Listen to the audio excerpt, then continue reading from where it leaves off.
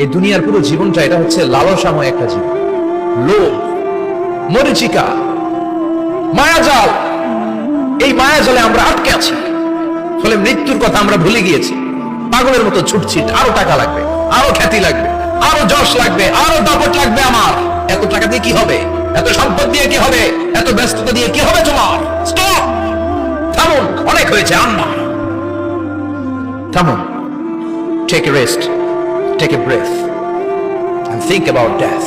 Think that you have to go back to your Lord. একটু বসেন না, একটু ভাবেন যে আমাকে চলে যেতে হবে, চলে যেতে হবে। এই কোলাহল, এই ব্যস্ততা, এগুলো থাকবো না আমি। সাইয়েদনা ওমর ফারুক বলেছেন, মুতু ক্বাবলা আন তামুতু, মরার আগে একবার মরো।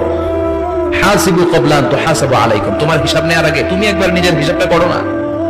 কাগজ বের করে একটু লিখো না, কি কি ভালো কাজ করছিলা, যেগুলো দিয়ে নাজাতের ওসিলা হতে পারে। 1 2 3, আর কি কি আকাম কুকাম করছো দেখো না, লিখে দেখো তোমার অবস্থাটা কি।